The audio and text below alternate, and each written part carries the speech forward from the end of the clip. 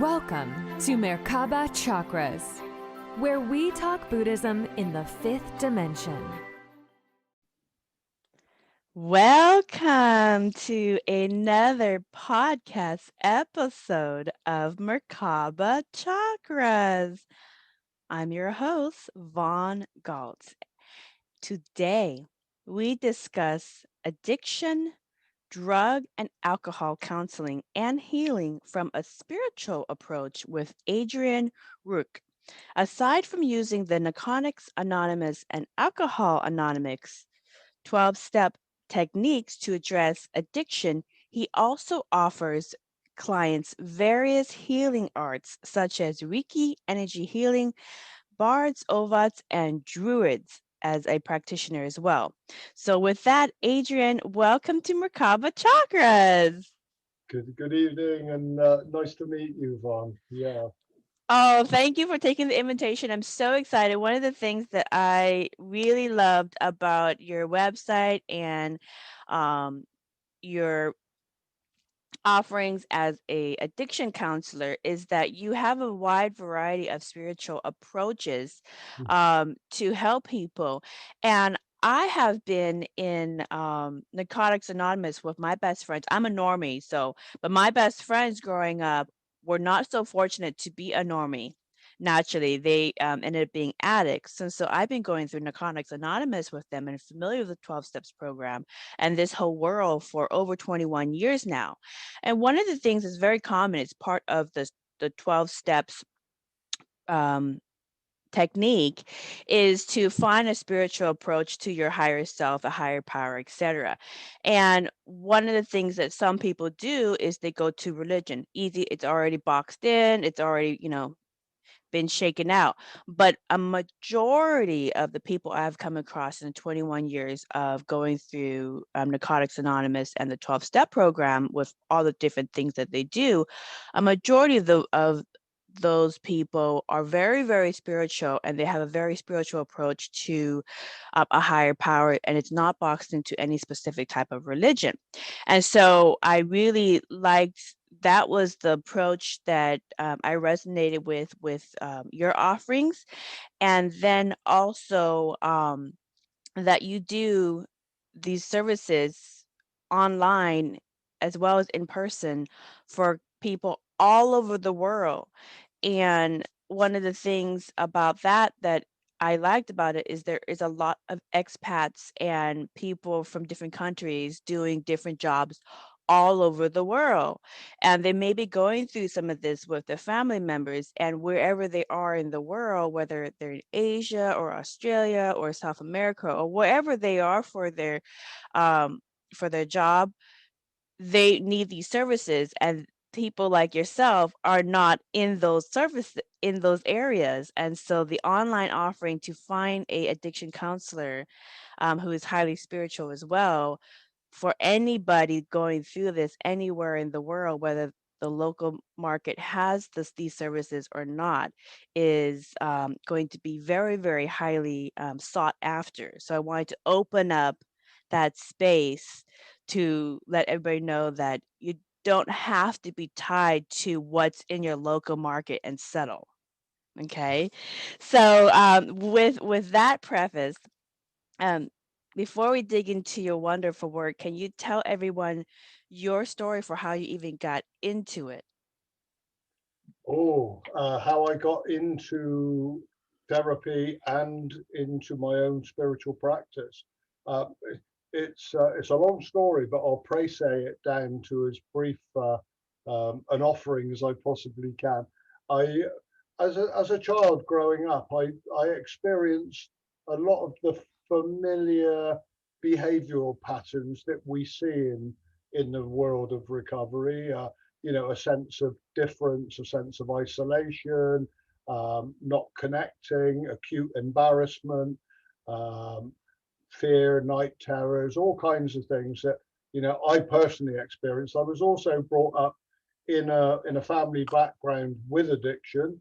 My father was a pub landlord, and he became a pub landlord in order to to be able to supply himself with endless amounts of alcohol, really, which he consumed for many, many years. And unfortunately died young. He died in his early 50s. And he was a lovely man, but a lost soul, really. Growing up, I always tried. When I was a young child, I had an affiliation with nature. I also had a longing to connect to something spiritual. And I took myself off and joined an Orthodox church when I was 9, which was contrary to my family background. But I had that longing, and it was wonderful for a while. I felt very connected. I enjoyed the teachings. But after a couple of years, this particular organization, I started to grow in awareness, was incredibly judgmental about the whole rest of the world, that everybody else was going to hell, starting with the Catholics and then working their way down through pretty much everybody else. And then they listed anybody that was working in the pub trade, the licensing, which incorporated all of my family. So I was kind of thinking that heaven was going to be a bit of a lonely place for me, because a little boring, and everybody else was going somewhere else. So I started to see, for me, the flaws. And also I had an experience years before when I was in the woods and I was led inside of a hawthorn copse of hawthorn trees. And I used to go there for solace and just listen and sit quietly. And I used to put my ear to the ground and I could hear the heartbeat of Mother Earth. And so for me, it was inherent in me from the beginning that, if there was such a thing as a deity that was controlling and unfolding the universe, then it would be feminine, not masculine, because of that whole feministic birthing process of birthing life. And so quite without any training, I developed a concept of the goddess, which I took to one of our Bible studies, which went down like it's an English saying, went down like a lead balloon. So it wasn't very well received. And so I took myself out of that world. And then I got into my teenage years where, the examples I had from my parenting experience were alcohol, drugs, other ways of coping with your feelings and emotions. And I have to say, I took to it like a duck to water. And my teenage years were spent in the pursuit of hedonism and, that external means of gratification and sorting out all of my issues. By the time I was 21, I had a major life-changing episode where I had massive heart failure, partly due to my lifestyle, partly due to medical negligence. But it meant I had to have open heart surgery. I died during the operation. I had an out-of-body experience where I watched the operation taking place on, and at the time it seemed like my life had come to an end. Here I'm 21. I could die.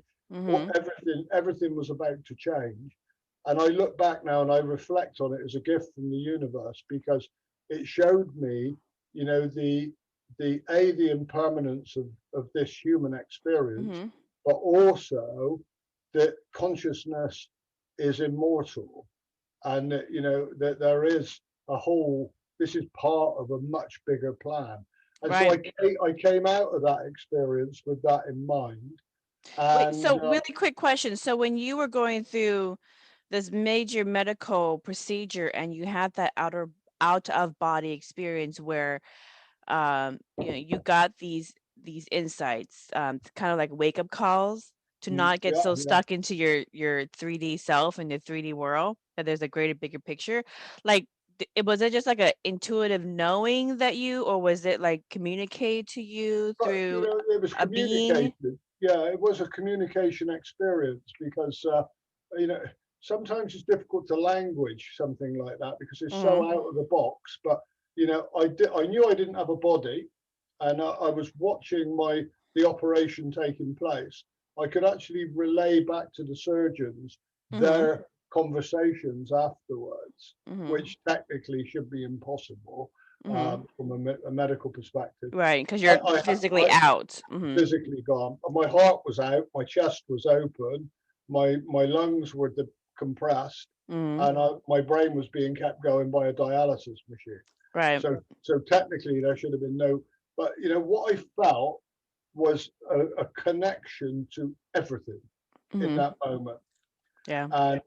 And it was, I didn't want to come back, because I have to say, up to that point, I hadn't done human very successfully.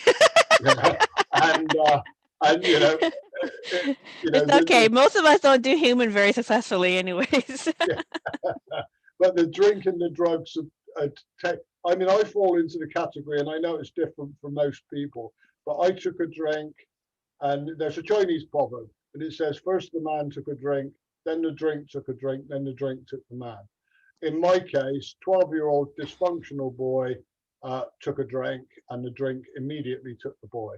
And you know, the alcohol led on to other substances, but predominantly that was my dominating force. You know, if I drank, I felt okay. If I took drugs, I felt okay. If I didn't take drugs or I didn't drink, I felt empty, frightened, confused. So in a way, the drugs became my higher power. It became your coping mechanism. It was my coping mechanism for everything. You know, I was inherently shy. There were all kinds of, you know, life issues that perhaps if I hadn't have discovered drinking drugs, I would have grown through and developed coping strategies to deal with that. But I didn't, you know, because of the alcohol. It felt like a quick way to access happiness. Carl Jung says, which is very interesting, he said that alcoholism and drug addiction is a low-grade spiritual quest. And and in some way that supports us in shortcutting some kind of spiritual experience. And I had in England, there's a big thing about hallucinogenic mushrooms and fungi, and I did that whole thing trying to connect with, you know, the experience I'd had when I was a little boy of listening to Mother Earth, and I wanted that. Right. When you were a little boy, when you were listening to the earth, and you said that you heard a heartbeat, like what I mean, and that stuck with you the whole time. What was it that stayed stuck with me my whole life? Well, Okay. it was the profundity of that connection, and just knowing that, you know, it's a funny thing for a 9-year-old boy to experience, but I had a knowing in that moment that I wasn't separate from this copse of trees. I wasn't separate from the soil I was led on. You know, I was part of all of this. You're part of the ecosystem. Yeah, and it was all conscious. Right. And you know, and of course, you know, through my drinking teenage years, I lost all of that. And then with the heart operation and having that out-of-body experience, when I came out the other side of that, I was told that, you know, I could only drink minimally, very, very minimally, like one drink a day, because of my heart and the medication. I ended up with metal heart valves. And that, you know, my life needed to be different. So that was the beginning of my questing. So I went to a spiritualist church, and I had some absolutely incredible experiences with a particular medium who told me in no uncertain terms that, you know, I'd been saved because there was a purpose to my life, and my purpose was to work in the field of healing and to try and help heal others. But of course, I'm 22 by then, and still a young man, and not really knowing where to go. And for a while, I joined a Buddhist group, and I was chanting regularly, and that was lovely. And then I joined, you know, an American shamanistic, Native American-based organization that was it was called the Deer Tribe, and we did sweat lodges, sweat lodges and workshops, and learned some other stuff.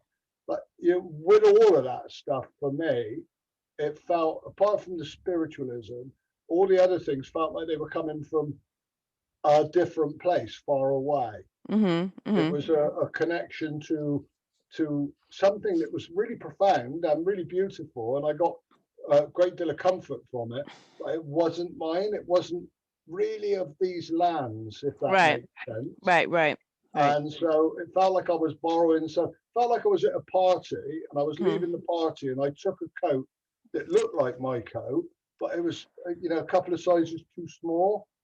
Does that make sense? Yeah. So, and then the problem was that because I didn't have a connection or an understanding of what addiction really was, and the powerlessness factor of addiction, having had a period of time of not drinking or using, I decided I was well enough to drink again. So And you thought you were a normie. I thought I'd become a normie, so to speak. And I was very quickly proved to wrong. And my behavior and my addiction quickly took over again, and pretty much dominated my 20s with brief periods where I tried to reclaim through transcendental meditation and other things, that sense of ease and comfort that I got through drinking, but I knew wasn't sustainable. And so I was seeking that in the world of spirit, but then I still had that belief system, the insanity of step 2, that, I'm all right now, I can have a drink, or I can smoke a joint, or I can do something else. And then, what I know now that I didn't know then, was I triggered the phenomenon of craving and the mental obsession, and I was gone again. And You're relapsing. That was my experience. And throughout this process, there were good times. I got married. I married a beautiful lady. I had a couple of lovely kids, but it was always there, like a stalking horse. My addiction would trip me up, and I ran businesses. I kept myself going. I kept the family going, but my shadow was always there. The drink and the drugs were always there, and at any moments of vulnerability, it would pounce on me like like some kind of panther in the night, and then I'd be off again, and and I still had that spiritual hunger, but I couldn't keep it together. The two don't mix really. Reaching any form of connection that lasts for me, and I can only speak for me, and for many other people I've known. You try and seek it through hallucinogens, and it's a temporary escape and or a temporary connection, contingent on continuing to take the said substance. And of course you need to take more and more and more in order to get the same effect, so you get caught in that spiral down. Right. The thing that I noticed about your story of kind of how you got into addiction and behavior specialists, from your experience of going through it is, and I've heard this with a lot of people dealing with addiction and try not to relapse when things are good or when things are bad, is many of the people that they grew up with did not, like your parents, did not teach them proper coping skills when things are not working well. So it's the automatic survival or guttural reaction. I gotta go get the drink. I need a drink. How many people have said when something's not going right, I need a drink, or where's my, whatever, where's my coping mechanism? I need to pacify myself somehow. And I think it's a cultural thing as well, that many cultures do not properly give young growing people proper coping skills when things don't work your way, which is not all that, which is very common. These are some tools that you can use to cope or deal or resolve these issues, but that is a very mature way of addressing it. And unfortunately, I have found through seeing so many people through the program come in and out, and people, succeed in the program for decades upon decades, is that they have to learn it for the first time, because no one, or their culture or their family or whatever this, or their church, no one gave them proper coping skills. And so they resort to, in this case, their addictions, but people resort to other things as well, like porn addiction or shopping addiction or whatever the addiction is, because we just are not properly teaching good coping skills that people can use at trying times. That's one thing I noticed that you said about what brought you here. The other thing that I noticed also is that you kept on seeking, and this is common too. I've seen this as well in 21 years of going through Narcotics Anonymous with my best friends, is you kept on trying to seek a connection to your higher power, to Christ consciousness, to the consciousness of the oversoul in us in all things, what people would call God in many religions. But you kept on trying to seek that, and whether people who are dealing with addiction or not, or any kind of struggles, that is what they are trying to seek, whether they know it or not.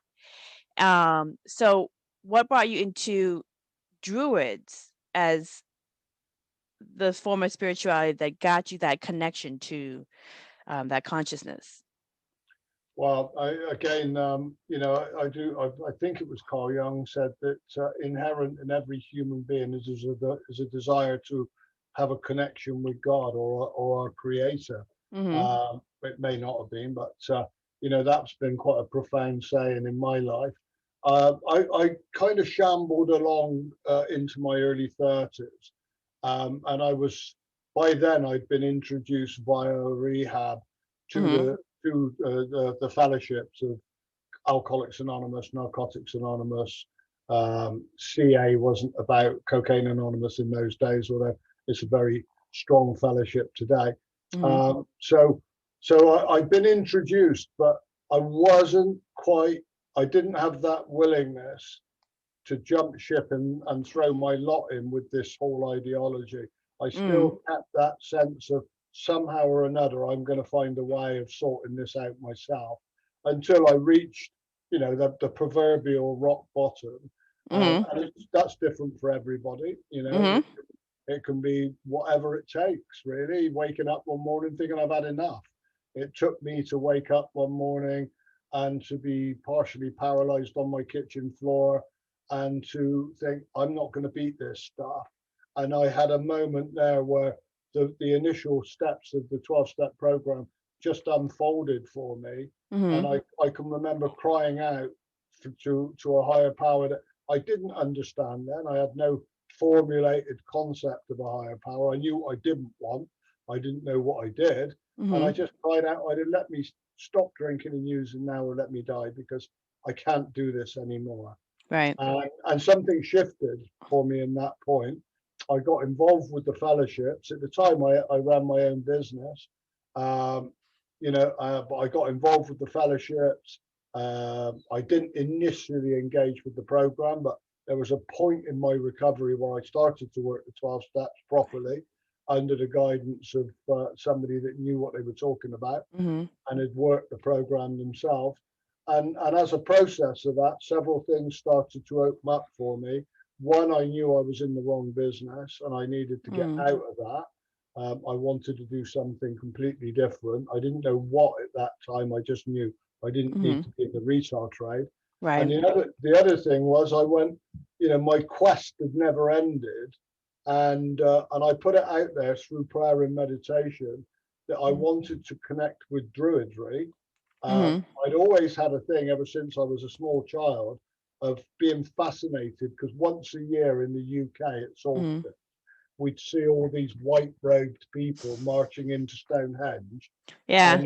And then they'd have their solstice ceremony, and it'd be on the news, and then that'd be it. They wouldn't be mentioned again. But it touched something in me.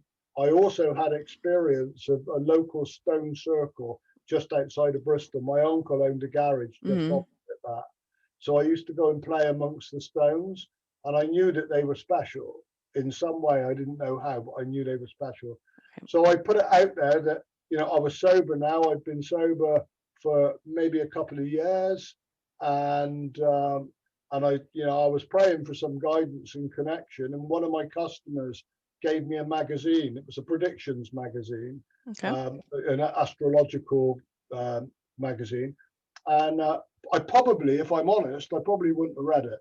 Oh, Because, okay. you know, I would have glanced at a couple of pages, and you know, it wasn't my thing. You know, I'm not very much into. Well, I am, but I didn't go deep into stars and star signs and so on. So I tossed it on my office table because I had another customer come in, and I went back to deal with this customer. When I came back, it had opened up on the table, and I homed in on this tiny little advert, and it was minute, and it said, "Are you interested in a revival of native British spirituality and/or druidic practice? If so, contact PO Box Right. 133 Lewis, East Sussex, blah blah blah blah blah." Yeah. And that was the there was some people that had got together, and they felt that Druidry per se, as it was exclusive amongst this one kind of organization, and it was there was a need for the principles and the belief systems of Druidry to go into a bigger arena, i.e. the world. And so I joined this organization. I sent away. I was so excited. I knew it was one of those knowing moments that I'd found something really profound.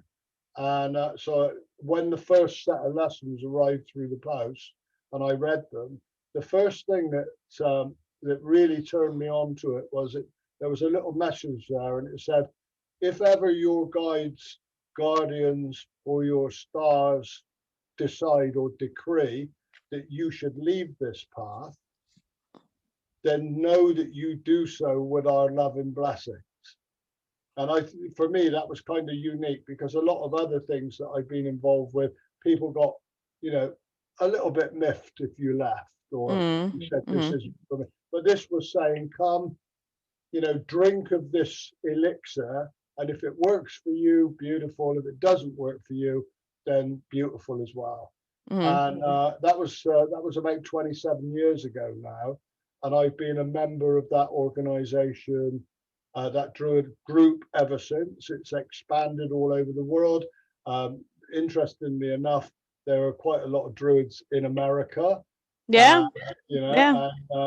you know, and one of the lovely privileges I had at one time was because I became a tutor within the organization, and now I'm the press liaison officer.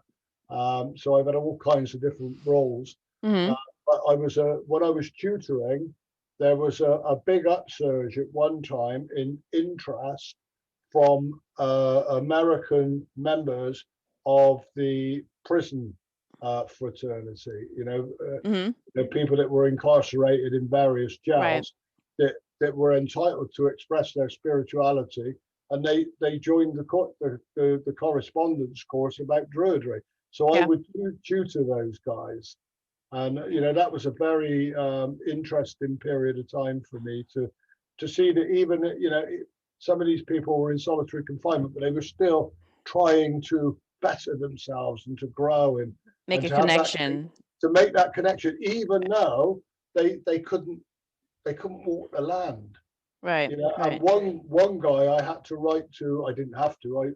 I wrote to the prison governor to ask if he would grant permission for this guy to have a cup full of soil in his cell when he was working with the element of earth. And the guy said, yeah. And this chap wrote to me about how wonderful it was, because it was the first time he felt real earth in several years. And that blew me away. And because, you know, sometimes we need to be reminded to be grateful. And it was pouring down with rain at the time. And I went out into my garden after I read this letter, just sat on my garden lawn in the rain, and just led down on the earth and thought, I am blessed. I need never take this for granted.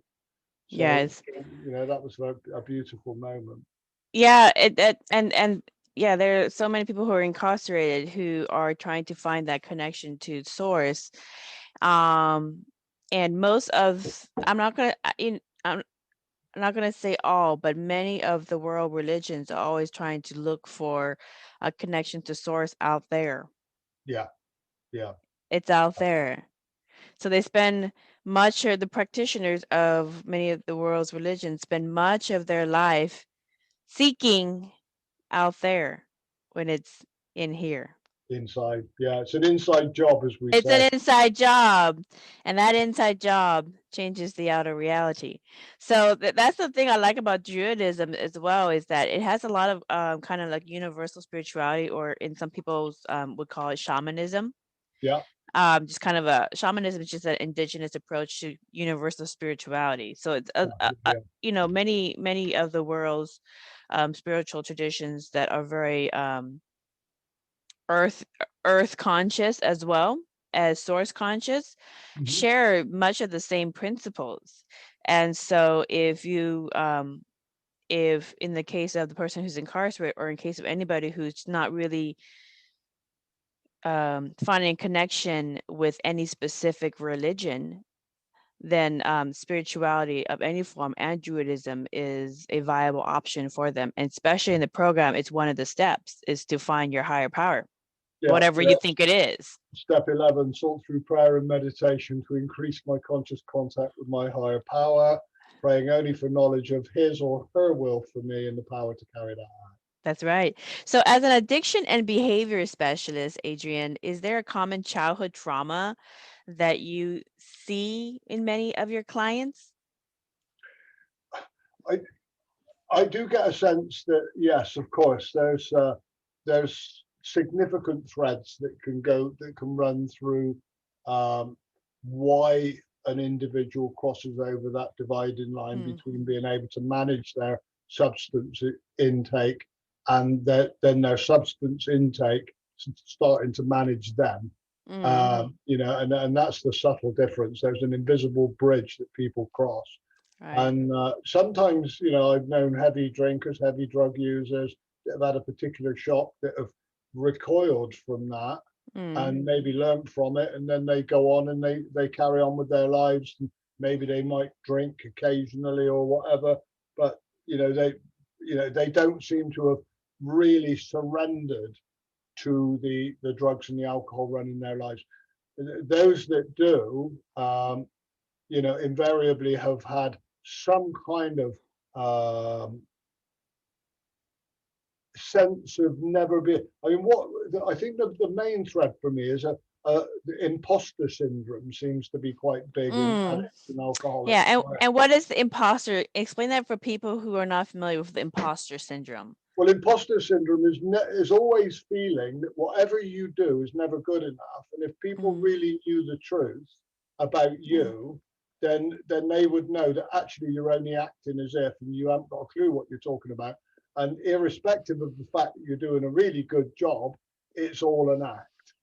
And and also a sense of whatever you do achieve is never enough.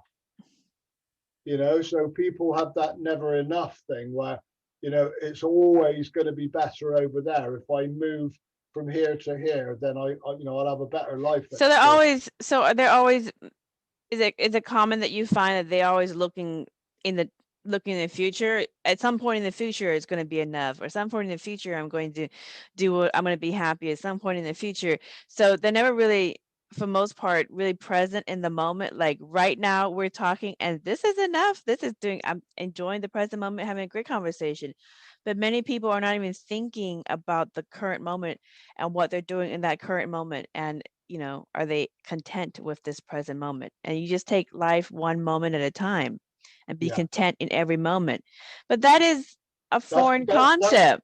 That's the holy grail, isn't it? That's what most people are seeking, and particularly addicts. But I think for humanity per se really would fit that bill, because you know, I know plenty of people that aren't addicts that spend their time looking forward to their holidays and then Yeah. Christmas and then the new car and you know that concept of living in the moment, Yeah. you know, it eludes so many people, and I think it is the core foundation of a lot of people's unhappiness. The 12-step Yeah. program, and backed up by most forms of spirituality that I work it with, um, really encourages us to, you know, take responsibility for today.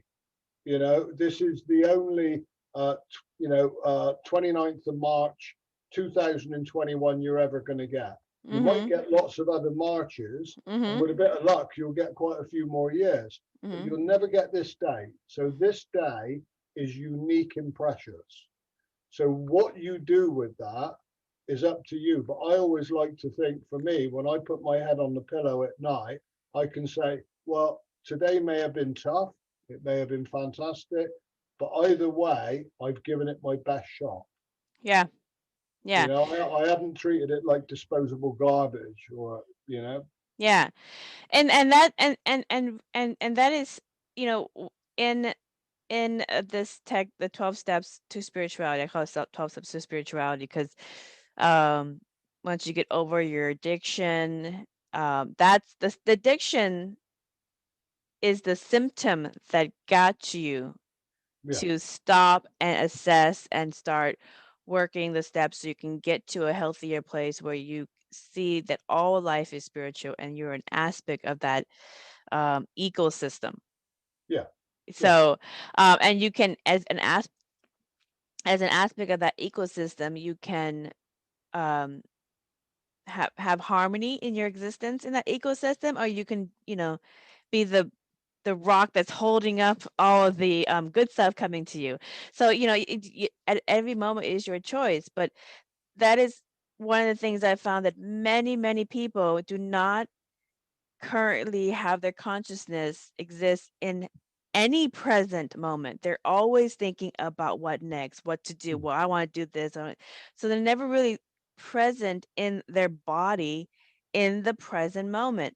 And to be of higher dimensional consciousness is to be present, because when you're connecting to, in Buddhism, when you're connecting to the the crystalline consciousness or the light of source, when connecting to their higher power, that higher power exists in everything at the same time. It's never thinking about time. Time doesn't yeah, exist to it.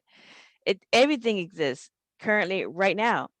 So the only consciousness is to be present right now. Right now, are you enjoying what you're eating? Are you enjoying the conversation you're having? Are you enjoying the presence that is that, you know, we're communicating with, you know, et cetera, et cetera. Right now, are you enjoying what you're doing? And if you're not, do something that you're going to enjoy doing. And that is the presence of the higher source, because that higher source has no time frames. It's yeah, not always looking about the next thing it's going to do, because yeah. time doesn't exist. It's right now. Yeah. And so, Eckhart Tolle describes that beautifully, doesn't he? mhm. When he says, if you went to a place where there were no humans and you saw an eagle on a tree and you said to the eagle, you know, what time is it? The eagle would just be completely bemused and say, well, it's now, dude. it's, Yeah, it's now, you know? yeah, And yeah, and that's a hard concept, and it can, that can be a little bit like a helium balloon for all of us. You mm, know, we catch it and we hold it and then it tries to float away again. You know, and yeah, but that's the core of my belief system is, you know, live in the day. Yesterday's history, tomorrow's a mystery. You yeah. know, so you know Today's the what, present. That's why it's a today's gift. the present, the precious present. That's why it's a gift. I love that. Yeah, yeah, Okay, so I have another question for you. So we're getting into the concept of addictions, and you know, a lot of people think addictions or addicts is like alcohol and narcotics and, you know, all these other kind of addictions. But to be honest, many people are addicted to other things as well. So, and even like archaic belief systems that no longer serve them, they continue to we subscribe to it. So in terms of addictions, there are normies and then there are addicts. Now, I just came from a Narcotics Anonymous ladies retreat, which I do for the last 21 years now.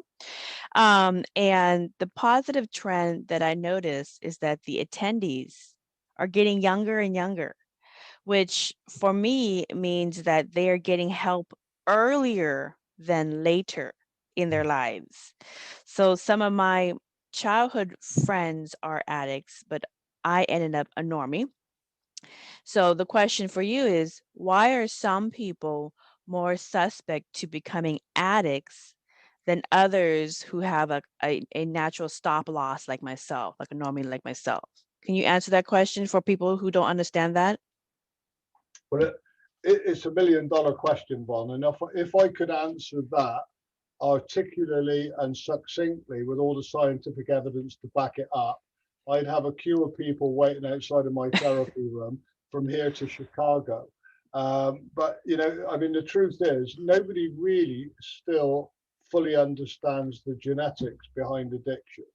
Right. You know, a recent report I was reading suggested that there may be a protein, or there is, or seems to be a protein in the molecular structure of our atomic body that's different and then has a predisposition for those individuals that have that molecular protein deficiency to become addicted to substances. You know, there's a mode of consensus that says we have to have had a trauma-based background in order to become an addict. You know, and there's some truth in that. Of course, there is. There's an enhanced percentage of people that have experienced sexual abuse or some form of physical abuse as a child to want to anesthetize their life experiences through substance usage. But that doesn't always ring true, because I've worked with a twin who him and his brother had exactly the same life experiences. One became a flat out heroin addict, and the other one's virtually teetotal and managing his own life quite well. So and they're twins. And they're twins, so they same have DNA. exactly same DNA. So right. I think, you know, again, we spoke about it being the kind of holy grail to find out why. I think Bill Wilson said in the big book of Alcoholics Anonymous, maybe one day, you know, no, it wasn't. It was a guy called Travis Cousins in the UK that was sponsored by Sackville, who was sponsored by Bill Wilson. And he started a lot of rehabs and did a lot of stuff in the UK about addiction in the 50s. And he said, if they developed a pill to cure my addiction, my alcoholism, I'd want to take two, because I'd want to feel better than better. And that's kind of sums up in a bit of a flippant way that, you know, some people have that lack feeling. They want more, or it's never enough. It's never enough. It's never enough. Never enough. Never enough. And that never enough is trying to fill that void of finding that connection to your higher power. Well, yeah. Is that what it is? That's what we would say. That's what I would say. Yeah, it's a lack of connection to a sense of self, a sense of purpose, and what do I do with my life? Is it just some frivolous experience where I run around playing Space Invader games, or, you know, and that's the latest addiction now: telephones, gaming, technology, tech gambling, addiction. You know, massive, been massive, particularly during the lockdown. You know, the rates of people gambling in the UK gone through the roof. You know, drinking at home's gone through the roof.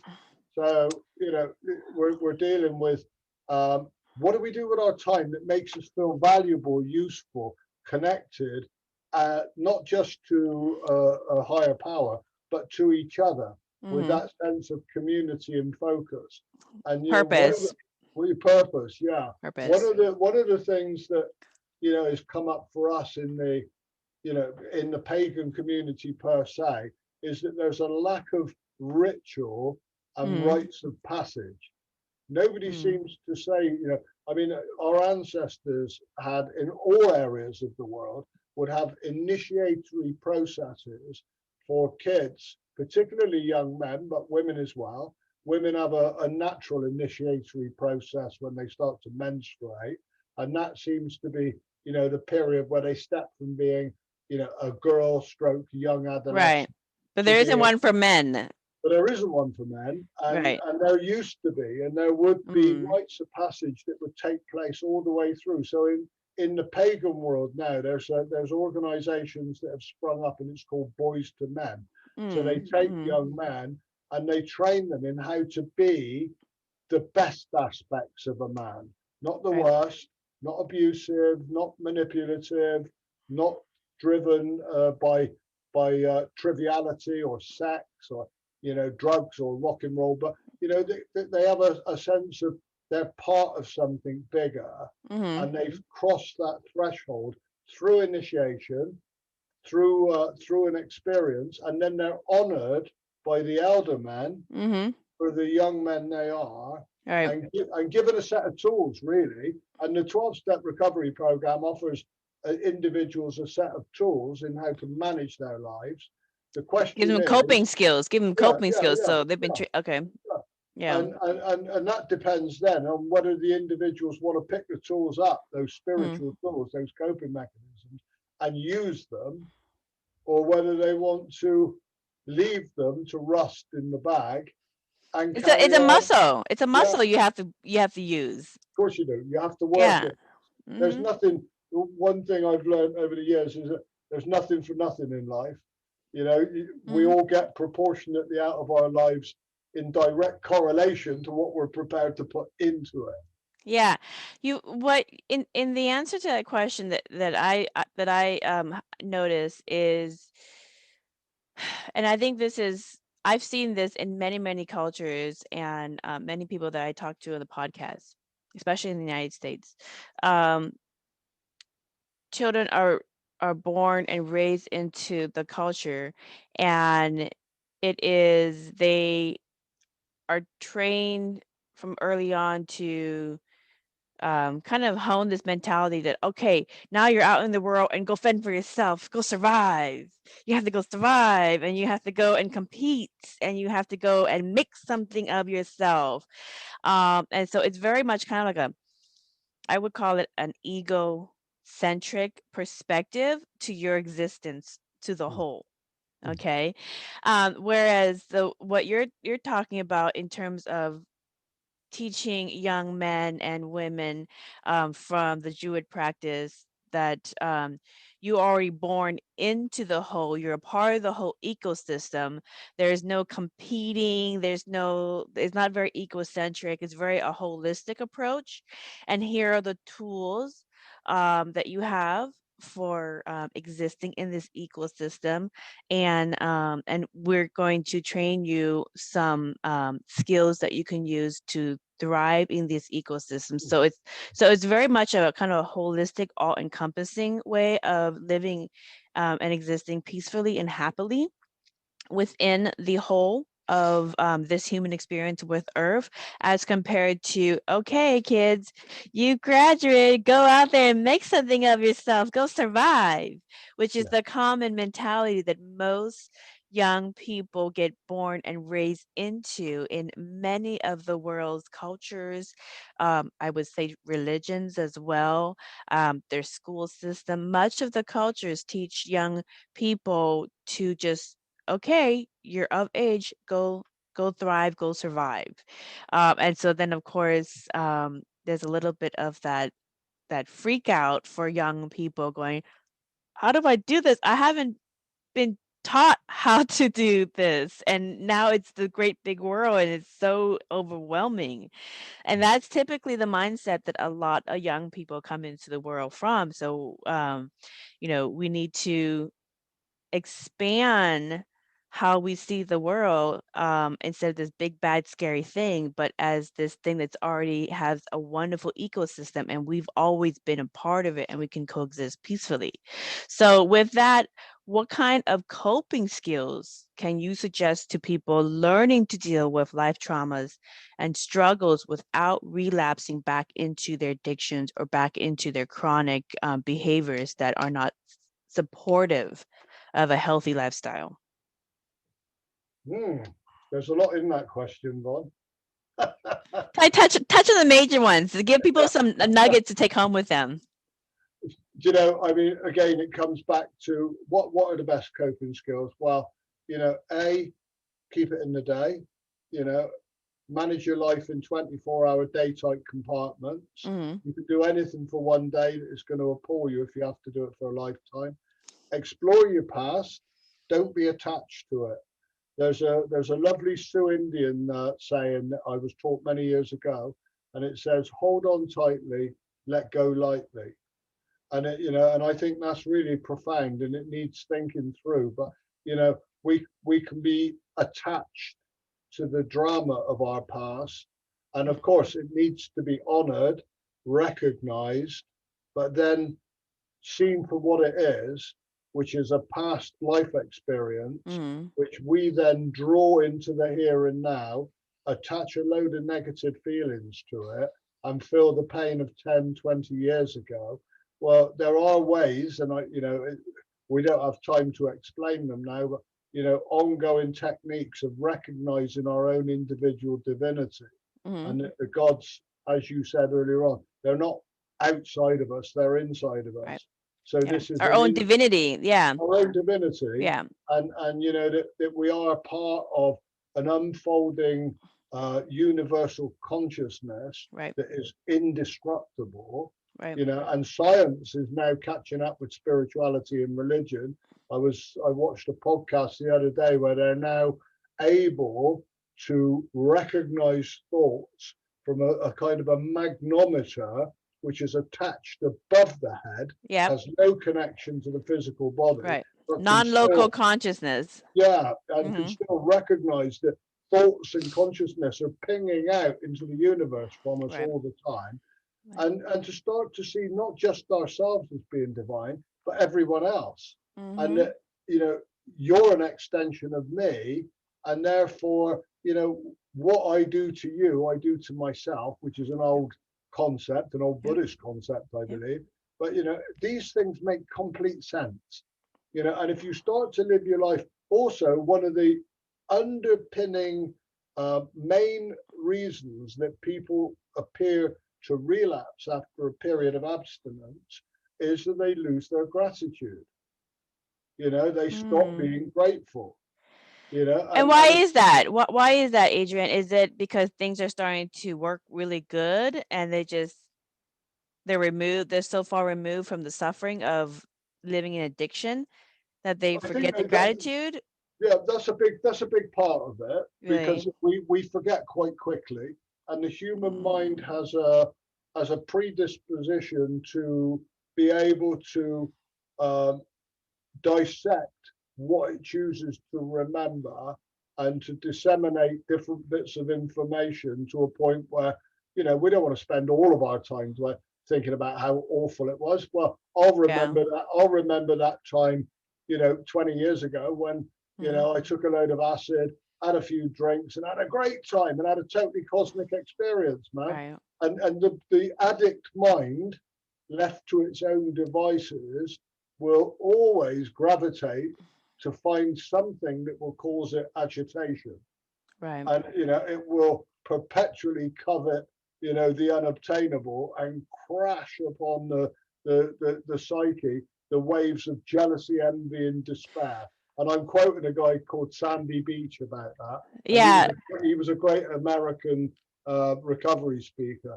So I mean, what keeps people clean and sober is not forgetting that you have a daily reprieve from your using, contingent on doing something to make your life valuable. So if you start to coast, or you start to get lazy, or you start to allow little seeds of envy and jealousy to float through, then that little gremlin on your shoulder, which is your addiction, gets bigger and bigger and bigger. All of a sudden, it's whispering in your ear. Yeah. You haven't had a drink for 10 years, dude. You'll be fine. Buy an expensive bottle of wine. As long as it's over $30, you'll be fine. Right. Bingo, you're gone. Does that make sense? That makes complete sense. One of the things I always relate a little bit because of Buddhism podcast, I relate a little bit to Buddhism.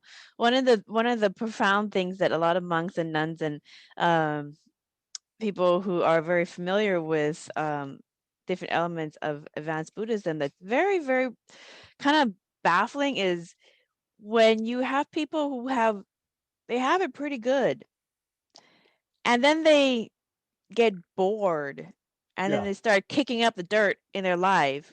And then it's almost like, don't forget the life lessons that you've already overcome. Yeah.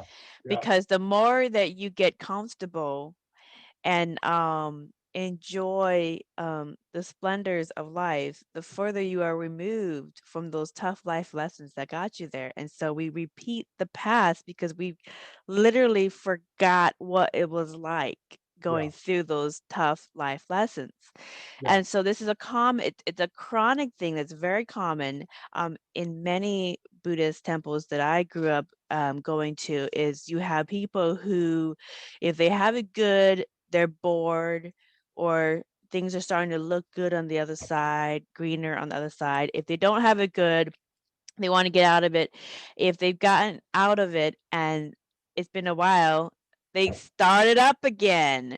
They bring up their old habits. It's like, how many times do you have to learn the same hard life lessons to finally internalize it as muscle memory so you can get on to bigger and better and greater experiences? Because there's other experiences that you can create besides the suffering and the pain. That's like the basic entry level lessons. How many times do you have to learn elementary lessons?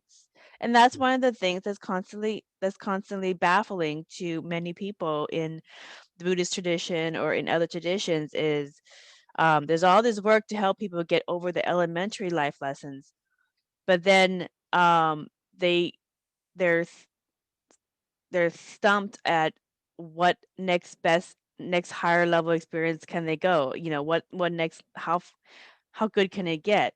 So and maybe that's just maybe that's just the human experience, maybe. Well, Okay. I think also within that concept, you're working on a story there, which is what we believe to be our only story, that actually we're working this through in this one lifetime, and who knows, the longer I'm around, the more flexible I am to endless possibilities. Right. That, we could be working through, a previous lifetime's experience. And we may be sowing the seeds for what we do in the next lifetime.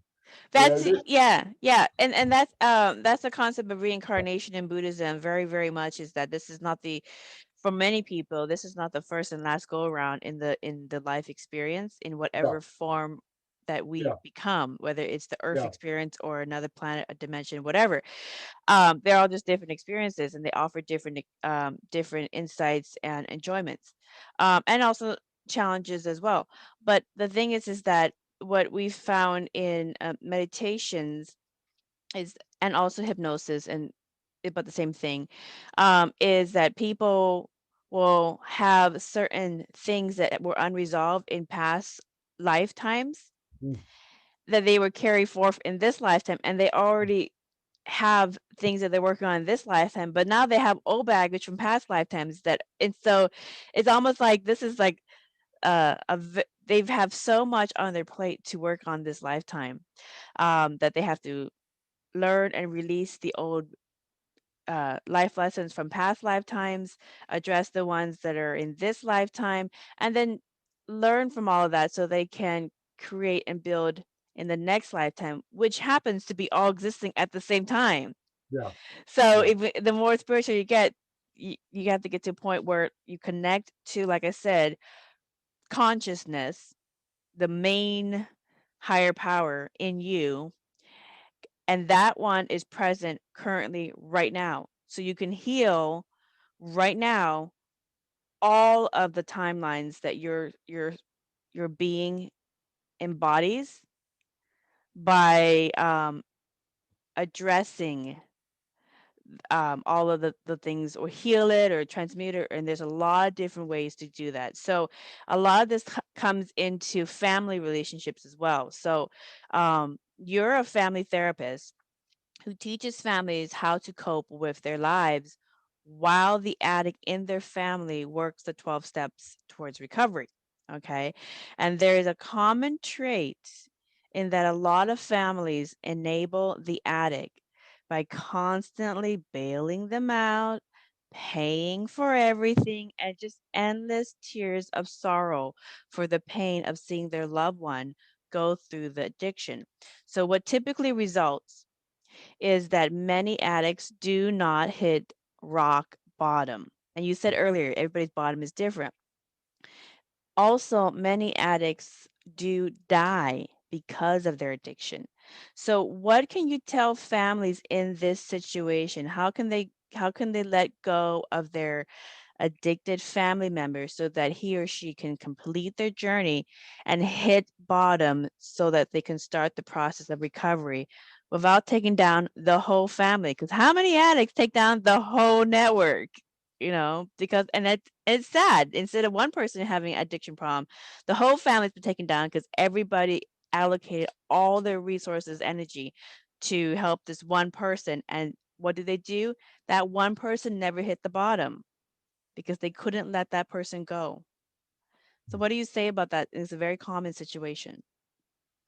And it's a very complex situation, and there's a myriad of different reasons why people end up in that drama, that drama dynamic, and they all end up in the victim triangle eventually, and victim, persecutor, rescuer, and the whole thing goes round and round and round. For me, when I worked up until I had my last heart episode, which was 6 years ago, I worked in quite a prestigious 12-step rehab, where I'd ended up as the head of the primary care counselling department, and I also specialised in running the family programs, and this was in the heyday really for recovery. I don't think it happens so much in the UK now. A lot of the funding's been pulled, very foolishly, as far as I'm concerned, because it was always, I think, worked out quite scientifically that for every dollar you spent on treatment, the state would end up saving upwards of $10. And the same was in the UK. You spend £1 on treatment, but in those days, what would happen is we'd have somebody who would work to being allocated into treatment. Once they got into treatment, there was also a pot of funding for their families, Right. because statistically, it had been identified that if you can get the families to go on their own individual healing journey, Yep. the chance of the addict of surviving their recovery experience and actually flourishing would go up considerably. Yeah. And you actually touched on something that is very, very important. And I know even in the United States and many parts of the world, when it comes to addiction, that affects members of of different families, they're still trying to understand this. But we have a program called Al-Anon, but it's for the families. Yeah. But there is a surge of addiction rehab clinics and facilities in the United States, and they only focus on, for the most part, the addict to get them clean and get them through the rehab, and insurance will cover it. But oftentimes there's nothing for the family besides maybe a pamphlet. And so then they go back to the family that's enabling this this, so it just, and so how many times do people come back to rehab over and over and over again because they get clean, they go back to the family, The enablers are still there. The codependents are still there. They haven't worked on any of it. It's not a full picture rehab. And what you're No. talking about is a full picture rehab Yeah, for everyone. it's a family healing event, Mm-hmm. and it needs, and you know, the best outcomes can be gained through having that holistic approach to the whole family. Yeah. Because you know what we would do, you know, or what I would do on the first day, I'd give everybody a piece of flip chart, and I'd write, you know, I'd ask them to project forward in 3 days' time when we're rounding up and you're all going home. What would you have liked to have achieved?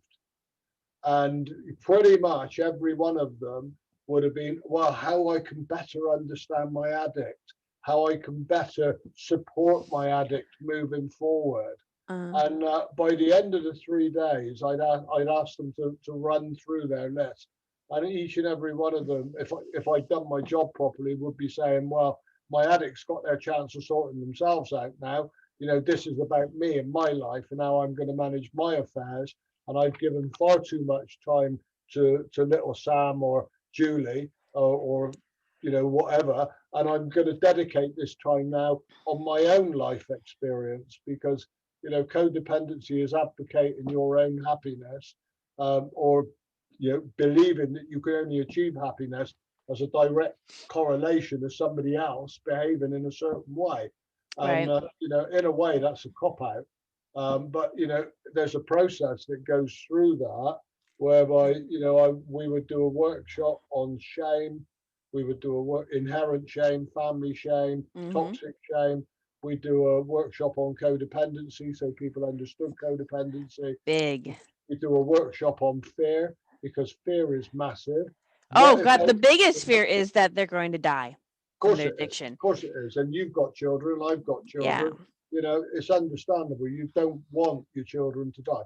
And statistically, that's going to happen to some people. You Yeah. know, I actually, you know, had an experience once when I was running a family program, and you know, the message came through that, you know, one of the participants' children was in a coma, and you know, had overdosed and was in a coma, wasn't likely to come out of it. Yeah. But you know, what actually happened was that individual stayed with the program, obviously being informed regularly by other relatives, you know, that their son was in a coma, so there was nothing they could do about it, and they stayed and got the support of the group. But also, you know, it's not your fault. You know, It's not your invariably, fault. it's not your fault. The addict has choices, you know, and you have choices, and you can manage your life differently.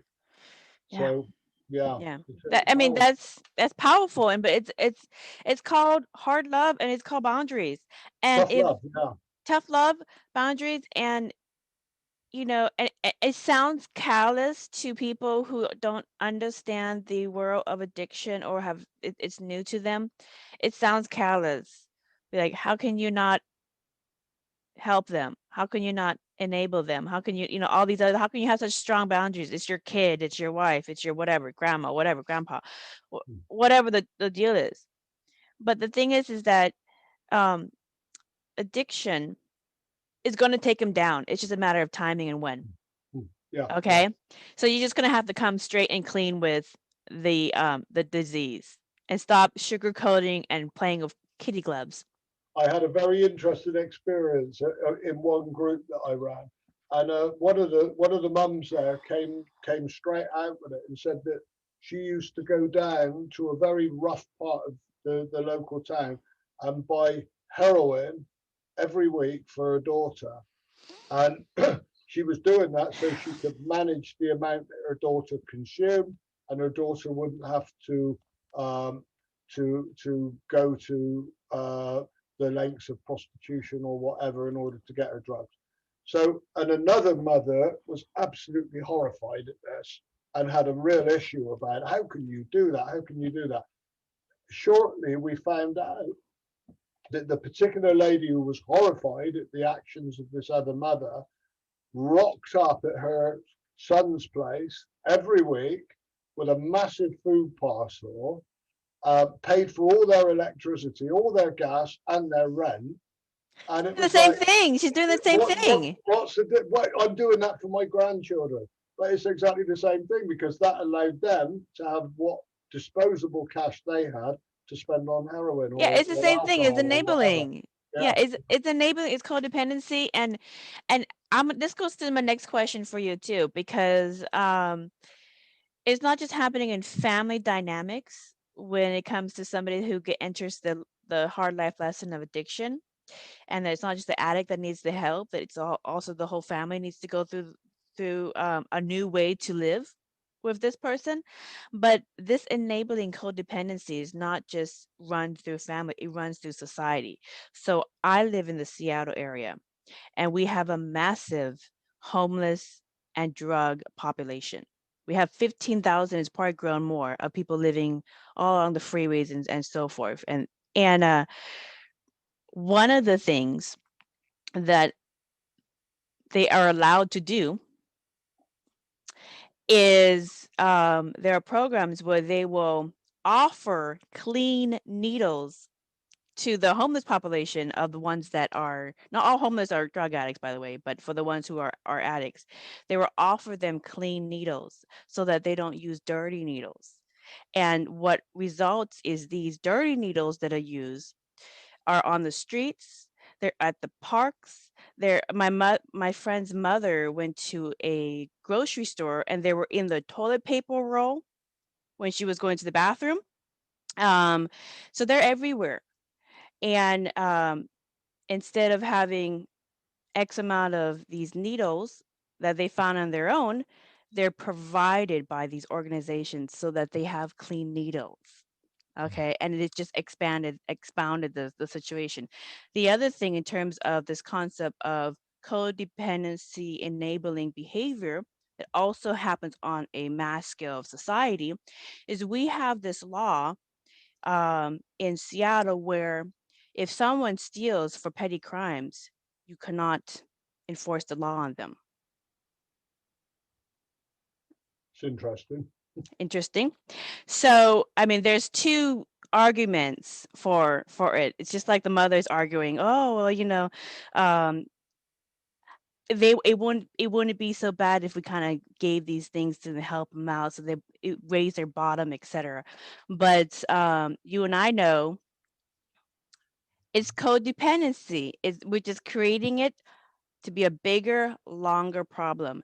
And unfortunately, when it comes to the disease of addiction, it's not a pretty disease, and it's going to have a really, really negative bottom, whatever shape or form it's going to be. It's unsightly, it's horrible, but it is the process. So, what do you say to cities to address addiction issues and also enforce the laws that would not enable this issue to get worse? Because it's gotten worse. All the enabling practices that Seattle has done has not helped it. It's gotten worse.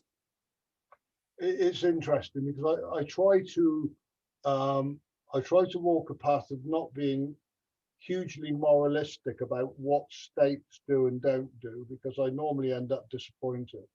And in the UK, all the funding's been ripped out from addiction treatment, and the funding, we used to have drug and alcohol action teams, DAP teams, that would fund the whole treatment process for the families, for the individuals. Mm-hmm. And then the money was taken away from those people and given to the medical profession, to doctors. And of course, if a doctor is given the dilemma between sending, Mrs. Smith into a care home for her Alzheimer's, and or sending little Johnny the crack addict into treatment, the popular vote goes with, the Alzheimer's little old lady and looking after, because there's still that stigma with drug addiction that they're criminals, thugs, and invariably should be treated accordingly. It's a dilemma. I don't have the answer, but as far as I know there was an experiment in Switzerland whereby they created a park where they gave needles to individual addicts to use, as long as they used in the parks, and they stayed in the park and it was safe and it was patrolled and they could have their experience, gouge out, do whatever they wanted to do. But all of a sudden they have people coming addicts coming from all over Europe to use those facilities, and then of course the crime rate went up disproportionately in the local area, as it did in Holland when they legalized certain substances. Yeah. And so it doesn't work. I honestly don't know. Well, when you create a watering hole that wasn't there before, people are going to use it. Of course that's they are. right. But I don't know. I mean, it's an existential question, isn't it? In the sense that what do we do about drugs? We know from our historic experience that some of the most prominent families in the United States of America earned their original fortunes on selling bootleg liquor, and so, alcohol was illegal for that period of time in the United States, and it, as a direct consequence, a lot of criminals became very rich and very wealthy. And if they had the intelligence to back that up, they put it into legitimate ways of spending their money. Right. And so, and it didn't work. Ultimately, we are, as human beings, we have this supply and demand problem.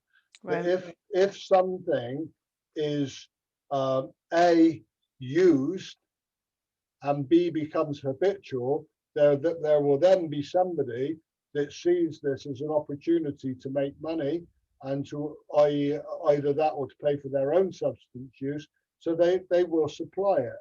And with all the vast investment that there's been worldwide to stop cocaine coming out of South America, it's coming out now in quantities that have never been known before.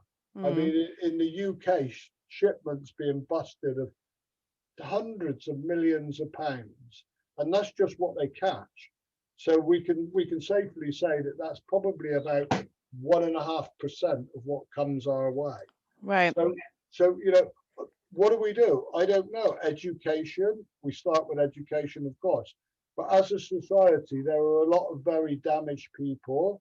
As a worldwide society, there's injustice. There isn't a collective sharing of the wealth of being human. So there are always disenfranchised people, and disenfranchised people that have got emotional pain or trauma from the past, which we invariably find that people from poor backgrounds are going to experience a higher level of perhaps sexual abuse, physical abuse, Right. poverty, starvation, a lack of. We live in an internet society where you're bombarded all the time that actually you're less than if you're not wearing the latest $250 trainers. Egocentric. So people are going to look for something to make them feel happy. Right. So it's a world problem, and it comes. I think we were talking about consciousness earlier on. The next step for human consciousness has to be somewhere down the line where we not only start to look at all of us as having a right to a certain standard of living and life, and not one or two people at the top controlling everything, and also that we need to be. We're not going to be here in 100 years' time if we don't get some planetary consciousness going. Right. A lot of people are disappointed with their lives now. Yeah. So and the thing is that in a macro level, yes, all this stuff is really, but it at the end of the day, it comes down to you, and it comes down to the consciousness of every single person. So every single person has their journey to get to consciousness, to get to a connection to a higher self or a higher power, whatever you want to call it, the crystalline consciousness, Christ consciousness, whatever you want to call it, your Buddha nature, whatever. Every single person has to get to that part in their consciousness where they stop thinking in elementary terms. The consciousness of many people are very elementary. Mm. in terms of consciousness and maturity, the way that they see themselves in the world and each other, the way that they see their place in the greater ecosystem with Earth and with the universe and with consciousness is very elementary. It's very basic, childish, infant consciousness. We have not even reached our young adulthood. Mm. So, and so these little things are easy to pique the interest of children. And our consciousness as a humanity is very much still children. So of course, these little things, the shiny is going to easily pull us, Mm. you know, and that's really where I mean, I see it, and that is the conversation in Buddhism that has been going on for a very long time is at some point humanity is going to need to grow up in their level of consciousness, and it begins with themselves. It begins with that connection to the greater being and creating and existing within the ecosystem as an adult. So all these little games no longer attract your attention, time, and effort. You're into bigger and better things. So speaking of bigger and better things, you know, what what got you to learning Reiki energy healing to offer to clients? Because not you don't just offer spiritual approach to wellness and living addiction free through the Druids, but you also offer Reiki energy healing. Can you tell me some of your profound cases when you use that? Well, interestingly enough, I did an online talk with a lady earlier on, and actually she doesn't have a computer, so it was an audio Oh, conversation. okay. And I spoke with her last week, and she's got issues. She's isolated. She's feeling got family issues, got resentments towards behaviors within her family. So she's caught, locked away, being non-productive, and so on. So I spoke to her for the first time last week, and I spoke about the responsibility that we all have as human beings for making our own lives work, and we could sit around till the end of eternity waiting for divine providence to suddenly sort everything out for us. Out there, looking out there. Yeah, yeah, but if you don't start to take the action, then you're not going to get the rewards that you're seeking. So we Right. went through a little process last week about me sending her some absent healing, some Reiki through the airwaves, and her part of the deal was because I had a little ritual, a little candle, you know, splashed around some special water, you know, incense, etc. And then I sat in a little circle and sent her some individual healing. Her part was to get out of the house and go for a walk every day, Yeah, you get know, into nature. and to go and find some trees that she could sit by and Right. connect with some energy of the earth. And she did that, and you know, and it was really interesting because you never, you know, you do what you do and you hope for the best. But you know, she said, I don't know what you did last week, but you know, I felt so much better. Yeah. And you know, things are changing. We're in the springtime here, so Yeah. that was just the right time for her to start to get out, recognize the bigger picture, identify some flowers and fauna along her route, Right. and to do something else. But you know, I come from a multifaceted perspective. When I came into recovery myself, I was in a job I hated. I've already said that earlier on. And what I'd always wanted to do for me was I'd always been interested in, you know, alchemy and mixing oils. And, you know, I do think for me now, the most divine form of alchemy is a ruined and non-productive life transformed into a productive, happy life. But, Yeah. you know, I got into aromatherapy.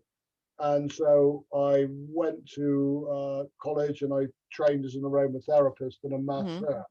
And for a while I did that.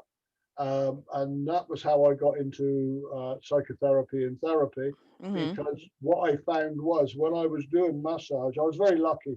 The universe works in mysterious ways, because most, I'd say 90% of the people that did the aromatherapy diploma with me never made a living out of it.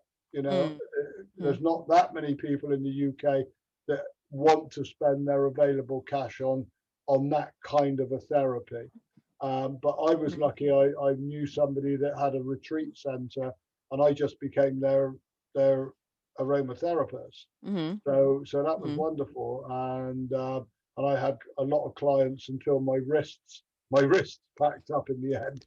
But I found that a lot of people with touch, connection, and a listening ear, all kinds of stuff came up for them. Yeah. That they wanted to start. Some people cried, some people, became very sad, and they just wanted to know if I could give them permission to hold their stuff and to help them, let go of it or process it. And I wasn't trained. I didn't have the qualifications for that. So I then went back to Bristol University and did my counselling journey, and that involved group work and other things. And because of my own recovery experience, again, prompted, I think I was pushed all the way by an intelligence outside of myself that supported me in all of this. Call it angels, call it what you want. But, the only place that I could get a placement to fulfill the criteria of my degree was in a drop-in center for alcohol and drug addiction. So there was a natural process of working there, doing my studying, but also I had my own experience, which I hasten to add. I was in an environment where you weren't allowed to self-disclose. So you couldn't say you were an addict in recovery yourself. You had to just not do that, Right. which I find a little bit non-productive, really. If you can get that balance right, because it's not about you, it's about the client. If you have experience that you can share it is relevant in supporting that individual making some changes, why wouldn't you use it? Right. But anyway, so I was there for a while, got my qualifications, and this is quite weird, because a guy that I was sponsoring in the recovery program, 12-step recovery program by then, asked me if I wanted to come to his rehab that he'd been in, had an opening day. And he said, come on down, they do great food and blah, blah. So we had a day out in Weston-super-Mare down on the coast in Bristol.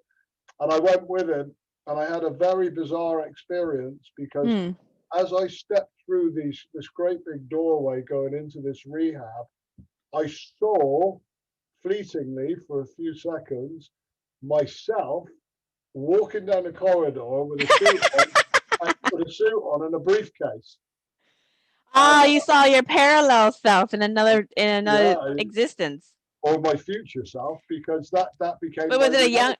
Oh, that became your reality. Yeah, That's it was hilarious. my future self, and I mentioned this to my sponsee as I said, I had a bizarre experience, and he said, well, I don't know why you don't work down there. You probably talk more sense than most of them, and that was it. And then I eventually I applied for a job down there, and I didn't get it, which was interesting. And I contacted the company and said, look, can I, because I hadn't finished my qualifications at that time. I said, can I keep updating you with my qualifications as I get them?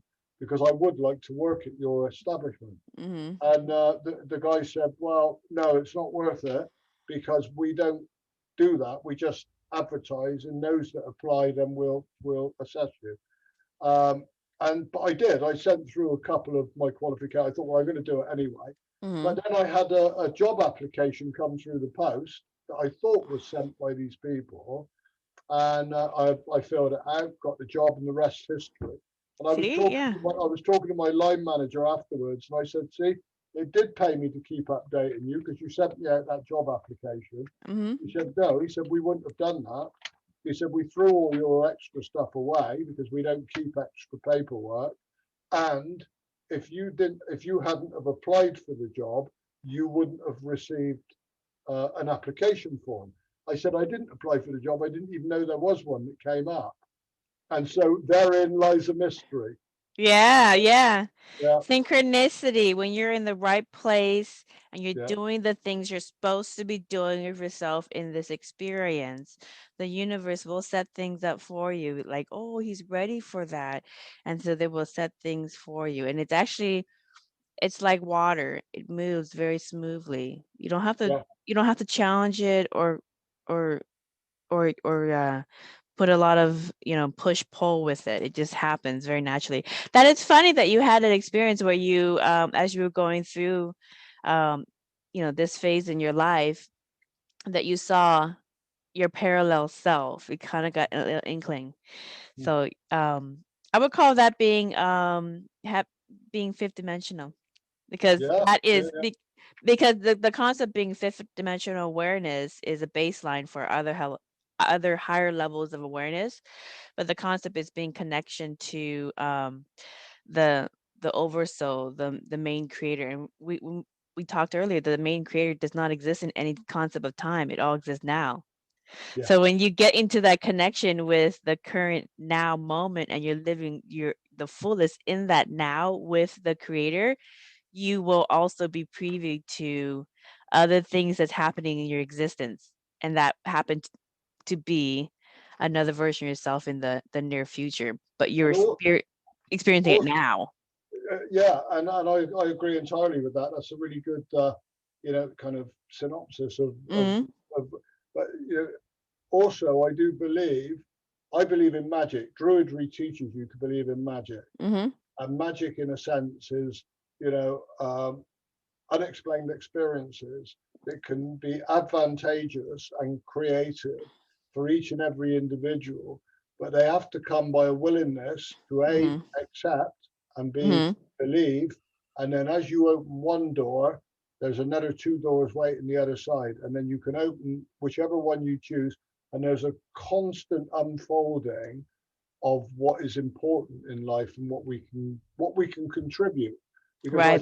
I think we all have to remember that Bill, I think it was Dr. Bob, one of the co-founders of the 12-step program, when he was given his last address before he died, he said, if you take the 12 steps and everything in it and the 12 traditions and all the fellowships and all the rest of it, and you boil it all up, what have you got?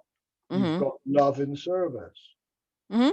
Love in service. And I think Hmm. that's what's missing in a lot of our society today is A, unconditional love for each other, and B, a willingness to be of service both to our communities, but to the greater unfolding of the human consciousness as we evolve into our next phase of, our experience within this universe. Yeah. And that's beautifully said. And in Buddhism, love and service, or unconditional love for all is one, and service for all to help raise the consciousness is what they call the bodhisattva Mm, mm, journey. mm. The bodhisattva. You're not going to walk through the final doorway into nirvana and get re-immersed with the consciousness of the main creator, but you're going to stay behind and do another couple rounds of reincarnation to help people raise their consciousness. It's the service to the all,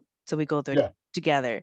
But yeah, that's a great suggestion. So I have two more questions. One is, you do offer a lot of services through Skype and Zoom online for people all over the world. So what can people expect in their online session? Because you even do distant healing with Rooke, and you found success with that lady that you had discussed. But if somebody from another part of the world is going through this with themselves or a family member, and they really connect with you, what can they expect to get from a online session? Well, first of all, they get my undivided attention, which, for a lot of people, just to be heard and to be acknowledged for their own journey is a powerful medium for change in itself. Mm-hmm. So many people feel invisible in this technological age that we live in, and to actually, be recognized for their own struggle and their own humanity, that's something that's quite powerful. And of course, what I do then do is I add on to that with exercises, work, various things to do. We meet up, reconnect, and explore the outcomes of Right. whatever tasks they've been set. And I do send, and I do believe that, because you touched on something earlier on when you spoke about we have to, retrain this muscle of ours. And I always work on the principle that, that addiction and the behaviors associated with addiction are hardwired in our neural processes within the brain, Right. deep in the synapses. So, in order to change that, we have to change our outlook. And it can be simple things like people have to start to recognize who they are spiritually. And it's not a done deal. And because you did this 2 years ago or 6 months or even 10 minutes ago, doesn't mean to say that you can't stop that now. You can change. You can start to adopt something else. But, you have to start to see yourself for who you are, which is we're spiritual warriors, all of us. Right.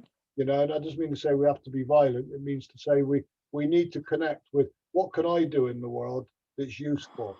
I met a very wise guy one day, many years ago, and he was a simple man. He was a plumber, and yet there was 600 people turned up for his funeral, and he would go around and give out cards to anybody, whether they're addicts or not, and it said on there, if you see someone without a smile, give them one of yours, and then on the back was his telephone number.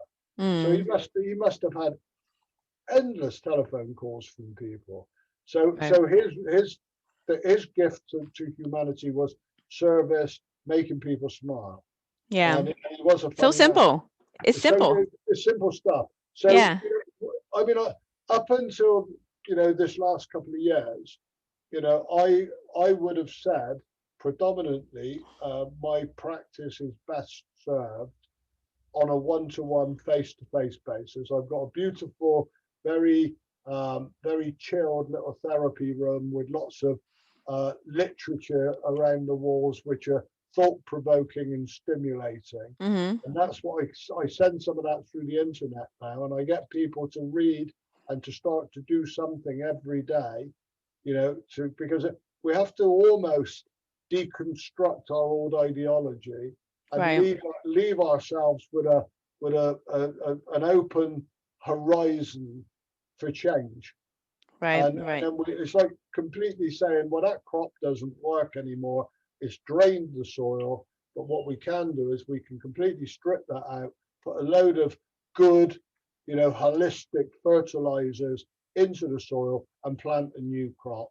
And then you can grow something completely different. And that's a very kind of druidic ideology of working alongside of the natural world. And also in druidry, which what I find very useful, and I know a lot of other people do, and that's to break your year down as well as your day into manageable chunks. We follow what we call the wheel of the year. So there's 8 festivals in a year, and there's always something, and each festival has been anthropomorphized to incorporate aspects of the human journey throughout the wheel of the year. So it's making your life manageable, reduce your expectations, look at what you got to be grateful for, and change. If nothing changes, nothing changes. Yes. And so you have a poem that you wanted to read to everybody to take away with them. So go ahead. This is a poem about higher powers, and it was given to me many, many years ago by one of my clients. I'm not sure if he wrote it or not, because it was anonymous at the time. I think he possibly did. And we've been speaking about step 3 and connecting to, a bigger picture than just our little small lives with all its difficulties and problems. And this is called Higher Power.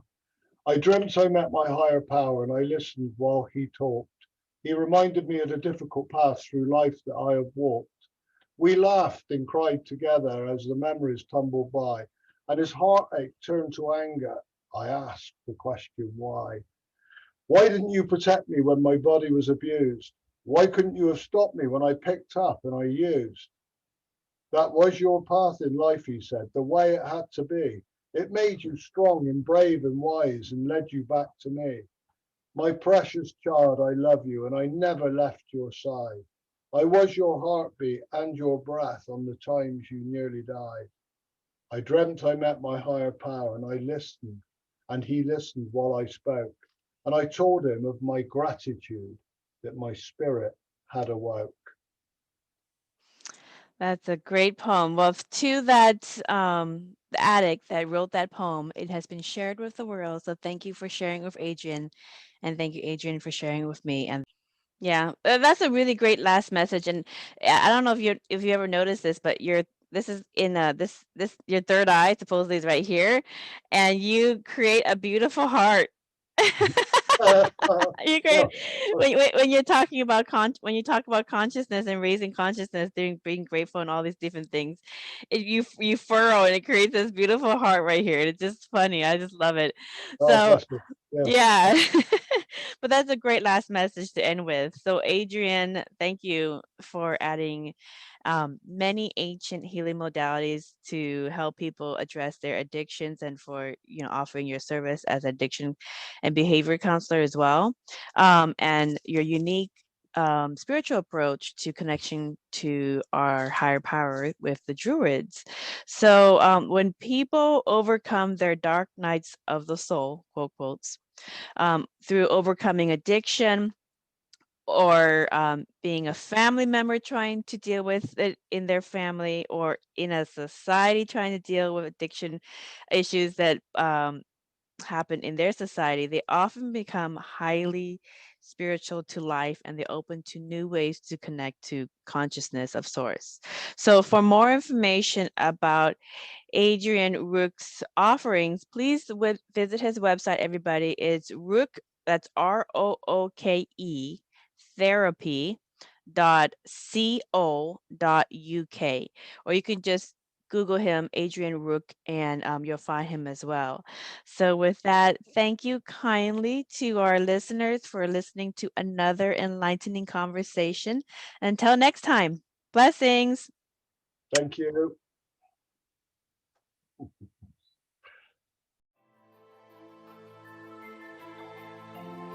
We hope you enjoyed this episode of Merkaba Chakras, where we talk Buddhism in the fifth dimension. For more information about today's guest, please go to the show description. For more information about Vaughn's metaphysical work, please go to merkabachakras.com.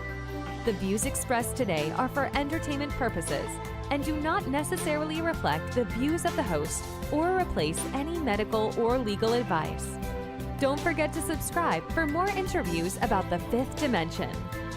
Until we meet again, blessings.